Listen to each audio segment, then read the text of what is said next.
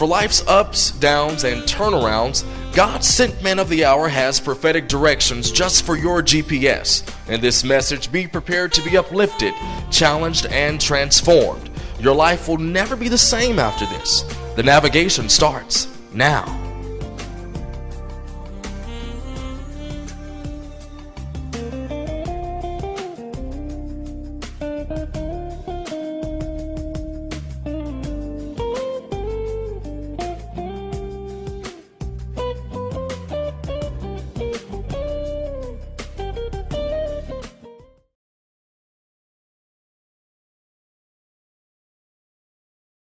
John, the 4th chapter. John, the Gospel of John, the 4th chapter. You're very familiar with this. Jacob's well. The woman at the well. Y'all know the story. The woman at the well. Jesus meets the woman at the well. He tells her that they have this dialogue about all her husbands, all her relationships. And Jesus says, once you drink of this water, you shall never thirst again. Now, I want every person under the sound of my voice to hear what I'm about to tell you, that this is the pivotal place. This is the pivotal place, the pivotal moment in every person's life. If you're looking for answers, if you're looking for direction, if you're looking for God to speak something to your life, you know you're at a turning point, a critical place in your life. This is very critical to this that God is doing in your life. What I'm going to say to you is very critical to what's happening in your life. Every time when God gets ready to do something real, new, fresh in your life, this well is symbolic of the place where God meets men. The well is symbolic of a living place. This is why Jesus says to the woman, it shall be like a spring, a living well inside of you. Once you experience me, he's saying to the woman, all your experiences will be annihilated because you've had the experience of your life when you meet me. Now, let's go back to Rebekah, Abraham, the servant, and Isaac. What I see here is types and shadows. Abraham is the type and shadow of the Father. The servant is the type and the shadow of the Holy Spirit. Oh, God. Rebekah is the potential church. Isaac is the potential groom. You see, God sends the servant out to find Christ, a bride. You see that God sends the servant out to find Christ, a bride. You see that God, Abraham, type and shadow, sends the servant out, his eldest servant, send that servant out and find my son a bride. And look for her, and when you find her, I want you to bring her back to my son.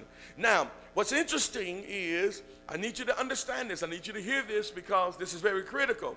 Abraham, Isaac, and Jacob. Isaac is the only one out of all three of these powerful patriarchs that had one bride. Abraham had multiple. Abraham, we know, had multiple wives. He had multiple women. He had issues within relationships. You'll find that Jacob, Abraham, Isaac, and Jacob is the son to Isaac. Jacob has all these issues with women. Y'all know this. Abraham and his grandson have issues. But Isaac is the only one that has one bride. Isaac is the only one that for whatever reason, I believe that God showed me the reason, but for whatever reason, it looks like Isaac has been chosen. We also know in the 22nd chapter of the book of Genesis that Abraham almost sacrifices Isaac as a type and a shadow of Christ. As on the worship, and Isaac on the mountain of Moriah. Isaac and Abraham is walking up the mountain of Moriah, right? The 22nd chapter of the book of Genesis, they walking up the mountain, and Isaac is a young lad. He's not a child now.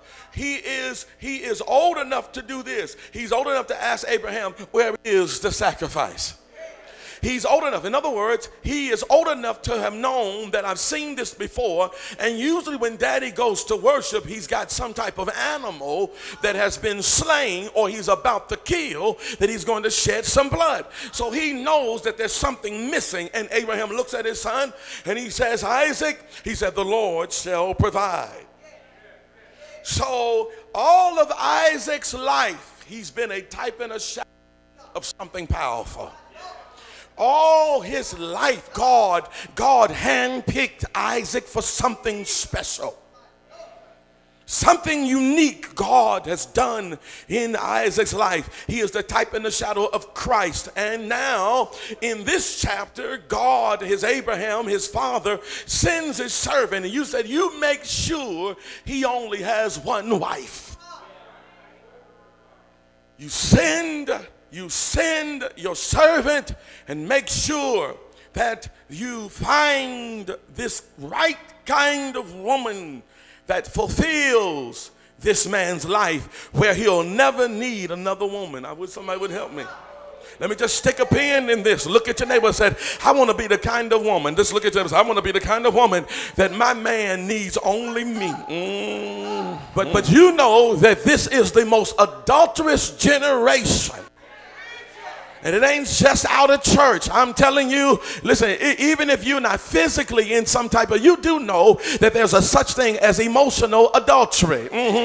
Even single people ain't single. They got 2 and 3 boyfriends or 2 and 3 girlfriends. Y'all gonna play. But this is the most adulterous. Even when folk get married, they still calling the ex-boyfriend the same day they get married.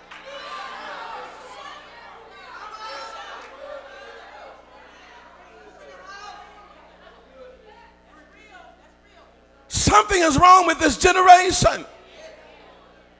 Something's wrong with this generation. I've come to the conclusion what I see in this text is very seldom does God choose our mates. We choose our own Billy Bobs.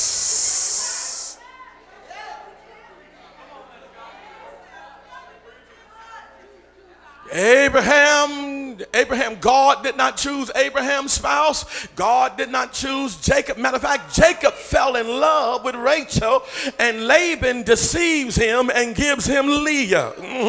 When you go your own way, choosing your own, there are some people that God will predestine to be in your life to him that they may not look like they're supposed to be there, but they're the ones that God has divinely placed in your life. So he says, so you I'll give you Leah.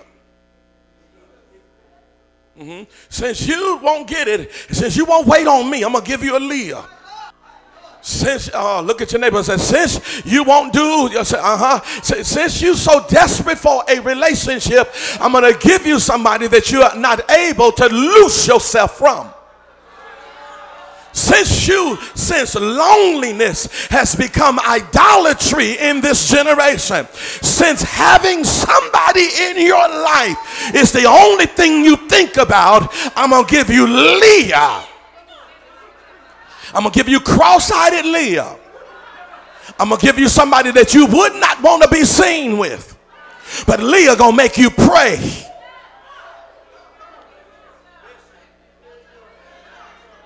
Since you won't pray and spend time with me and get to know me while waiting, I'll give you what you want.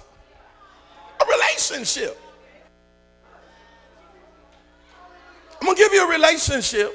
Since you won't have relationship with me, I'm gonna give you Leah, cross-eyed and ugly.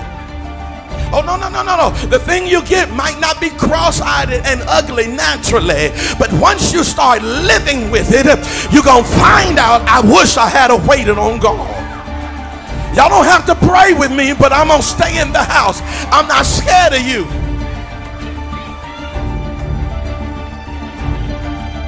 This is a generation, it's almost idolatry.